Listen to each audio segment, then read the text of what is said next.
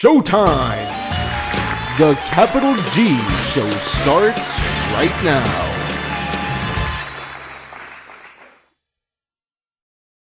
What's up YouTube, Capital G here, doing more card discussions. This time I'm bringing out another card from Legacy of the Valiant.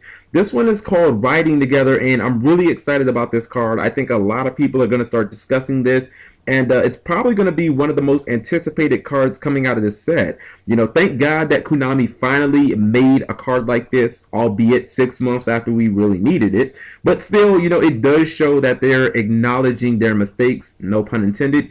Alright, so it's called Riding Together. It's a quick play spell that automatically just makes the card better. Like, quick plays are so awesome. During the turn you activated this card, each time your opponent adds a card from their deck or graveyard to their hand outside of drawing them, draw one card. You can only activate one Riding Together per turn. So, fuck yeah. Basically, this is max C for adding stuff. You know, it's way better than Droll and Lockbird. In fact, you know what? I think I am going to go as far as to say Droll and Lockbird is pretty much obsolete now. You know, with Thunder King Ryo currently being limited, stopping those add-to-hand card effects is incredibly difficult right now. And as good as a card like Mistake is, not only do you have to set it first before you can obviously use it, but it does stop you from adding cards too, and that might be a little bit of a downfall. Anyway, so Riding Together does counter some of the most potent decks and potent plays out there. You know, you look at the Dragon Ruler matchup, obviously one of the best plays that the deck has is to simply summon a dragon using 2 other dragons as, you know, the cost to summon those dragons, and then your opponent obviously just gets to trigger the 2 dragons in search. Okay, well, since we know that Dragon Ruler effects obviously start a chain, then as soon as your opponent activates both of those Dragon Ruler effects, you can simply chain this, make this Chain Link 3, or I guess it might be Chain Link 4. I guess the dragon that's being summoned would be Chain Link 1, and then the other 2 dragons are Chain Link 2 and 3. Anyways, you're going to have the last Chain Link, which means your card's going to resolve first. Your opponent is going to be able to add the 2 dragons, but guess what? You're going to go +1, and your opponent's not going to be able to, you know, summon any other dragons that turn, so you're basically in an advantageous position, and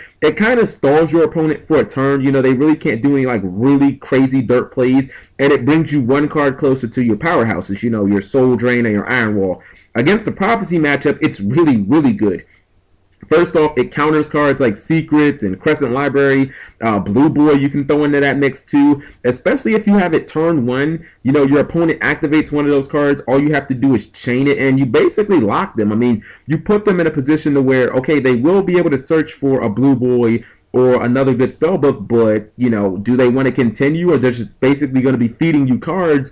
And if they don't continue, then they're probably not going to have enough spellbooks in the graveyard to use Spellbook of Fate. And I mean, without Spellbook of Fate, the deck is like ridiculously average, so they won't have their be-all end-all defense card that gets rid of everything. So, you know, it's going to be fantastic against that deck too. And then even when you look at it at its worst, you know, it's easily going to be a 1-for-1 against Rhoda and Whirlwind and Tinky, Historic Sign, Terraforming, you know, Pot of Duality, any of those field spells, searching monsters like you know, the Harpy one and Gravekeeper's Command and all of those. You can throw Snow, Gadgets, Gear Frame, all those cards into the mix. It's like, you know, when you really look around, this card is going to be at a minimum 1-for-1 against basically every competitive deck in the game. Like, every deck has 1 or 2 searching cards, and I think this card is just, it's going to be live no matter what you really sided in against.